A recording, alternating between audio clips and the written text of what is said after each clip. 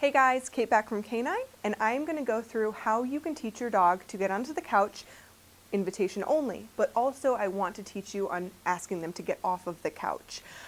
Two parts in this. It's going to be showing you how to do that first process, and then secondly I want to show you, hey, say your dog snuck up onto the couch and you are not wanting them to be on the couch, how any of our e-collar training dogs can utilize that tone recall to get them off of the couch. So first, I want you to take into consideration, we teach everything first on leash. This is no different. I think a lot of the times people lose the leash in the home way too soon and they start throwing words and like pointing at their dog way too quickly. And the thing that we see the most is off, off, off.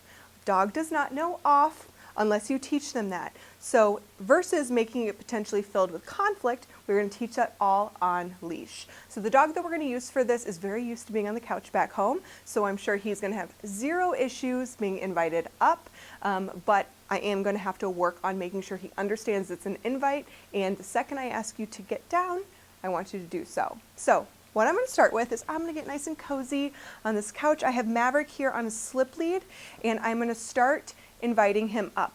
He already knows an up, up, as if I'm asking him to get up into the car, or if we're out and outing, I tell him up, up on things. So Maverick, up, up, good, down, good. My expectation if a dog is going to be on the couch with me is they must be laying down. If I'm going to invite you up, I want you to be laying down. This is where you can get all your love-ins. Again, some dogs can handle this privilege, but please keep in mind and know your dog. Not every dog can handle this privilege. So this is me showing you how to invite the dog that can earn this privilege up on the couch. Good. Now what I'm going to do is by sitting here, I'm going to use leash guidance and start utilizing an OFF. It's going to be off. Off. Good.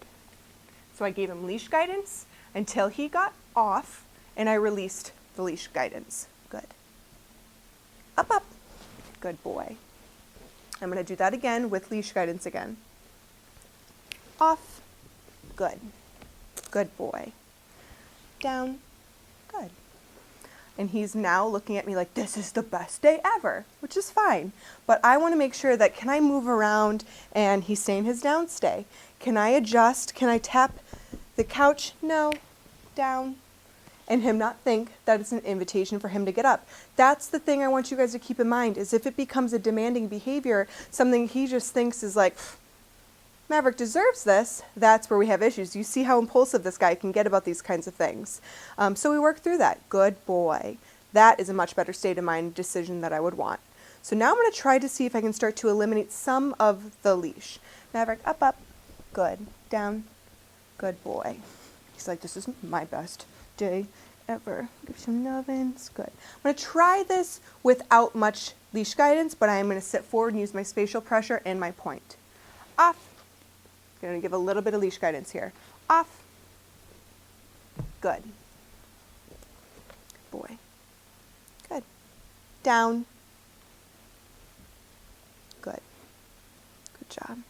So what I want you to keep in mind is in the beginning, he's going to now think this is a game. Now he's like, oh, this is awesome. So what I want to make sure you do is kind of like end on a note like that. The first session is going to be with the leash. Second session is probably going to be with the leash. Then you could practice up, up. Good. Down. Good boy. He's clearly learning that we lay down. Off. Good. Barely had to use leash guidance there. Right here, I want to see no. Off. Good. Slip lead correction for that. Okay? Good. Again, he is so used to it being like Maverick does what Maverick wants at home that he needs to start to learn this clear boundary. So testing it is normal. That's fine. Up, up. Good. Good boy. Off. Good. Good boy, Mav. Good boy, Mav. And I want to give him the heightened state of mind off of the couch. Like, so this like, oh, I smell good boy. I'm not going to do that on the couch. That's going to be all off of the couch. So he is starting to also find value not being just up there. I don't want him to think that he's only going to get that pet and love-ins up there, because then this becomes much higher value than interacting with me elsewhere. So that was all verbal at the end, but again, I had my leash in case I needed it. So that's going to be the progression.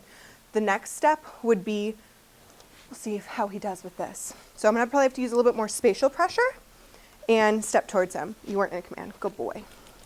So let's try it with me standing before sitting on the couch. Up, up. Good.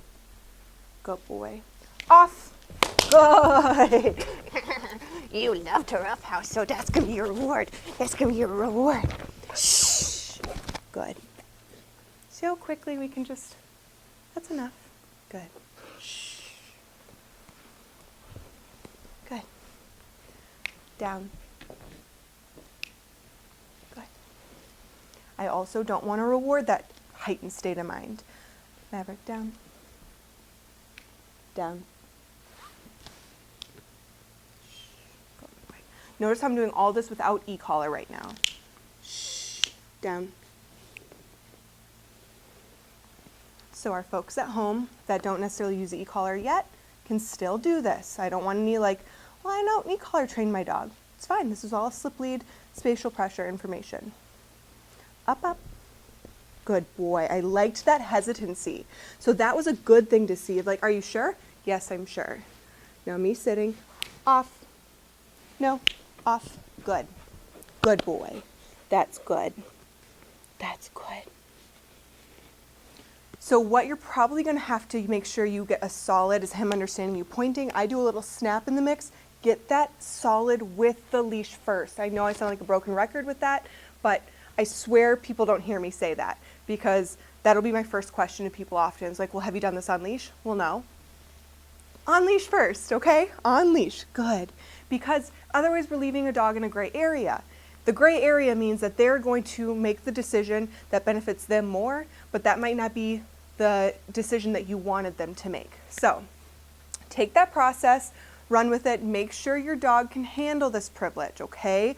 This is going to be something that I'm not going to recommend his owners do with him, giving him back couch time right away back home. Even though he's a phenomenal dog, he demand barks at them. He eats Barbies that he's not supposed to eat, so he's not used to having structure in the home. So all of that needs to come before this, but he is a dog that I do think down the road can definitely handle this privilege with permission. I hope this was helpful. All right, guys, a few things that I want to go over is talking about what kind of dog this is appropriate for or what kind of behaviors this is appropriate for.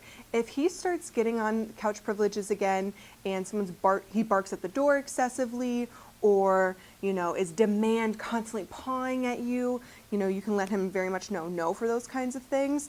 But if it's like barking all the time, like, no, we've lost this privilege, you're back on place, we're going to work through all of those kinds of things.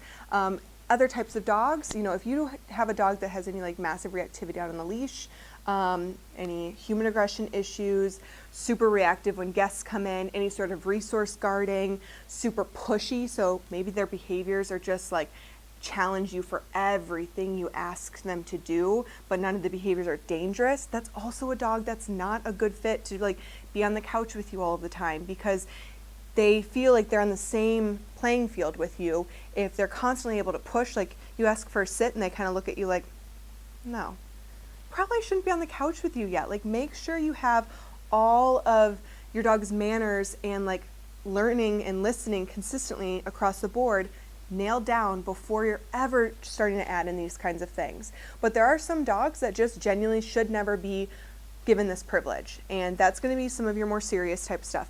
Massive separation anxiety, again, the aggression, whether it's human or dog, any sort of resource guarding, especially if you have kiddos in the home, if they think that it's just everything's for them at the taking and they're able to do whatever they want. That bratty type of personality is not a good fit for this. So take that into consideration. That doesn't mean you can't give those dogs affection. That just means that, hey, let's do that on the ground with them. Let's do that while they're on place. Let's make sure that if maybe down the road even your dog with more serious behaviors can earn this privilege, you better check all those other boxes first before expecting this to benefit things. That's the thing I want you to think about. Is it might benefit you in that moment, your dog, you both might really enjoy it, but then when you go on the walk and they're massively reacting or challenging everything you ask, this connects, and you better believe it does. I think if he gets too much of that right when he goes home, they're going to deal with demand barking again. He's going to bust off of place left and right. It all has to be earned on the human's terms and conducive to the dog as a whole, not just what the human heart wants, because I get it. This is awesome. I love this. He's loving it too, but he's being very respectful, and he's earned this after being here for 2.5 weeks. This is the first time he's been on the couch with me, and he heads home tomorrow. Okay, so really take those kinds of things into consideration. And if it means that your dog's never a couch dog and you don't want your dog on the couch, that's okay. That doesn't make them a bad dog or you a bad owner, just means that it's not conducive to them. So always keep those things into consideration when you're adding in this kind of privilege. All right, to my e-collar users, we like to utilize the tone function for this as well. So I'm going to give you 2 examples of recalling your dog off of the couch because maybe they went and jumped off or jumped on it and they weren't supposed to. So let's just pretend he jumped up on there and he wasn't invited. He's not supposed to be up there. I'm going to, versus going like grabbing him and like, you naughty dog. No, I'm not going to do that. That makes no sense to him. And that just brings escalation and frustration to the human. I'm going to utilize my tone recall. That's why this is super important that you have your dog's e-collar on in the house. I'm going to let him know, come, good, place, good. 0 conflict, okay? He is now recalled respectfully off of the couch. I gave him direction to what I wanted him to do instead. I'm going to show you guys that again. Come. Good boy. Place. Good, buddy. That's a good boy. That's a good boy. That's good.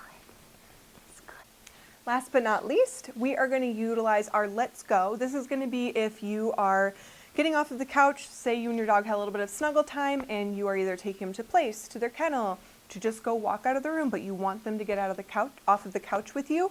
I'm going to double tap my tone and say, let's go. And we're just gonna head off together. Let's go. Good boy. It's good.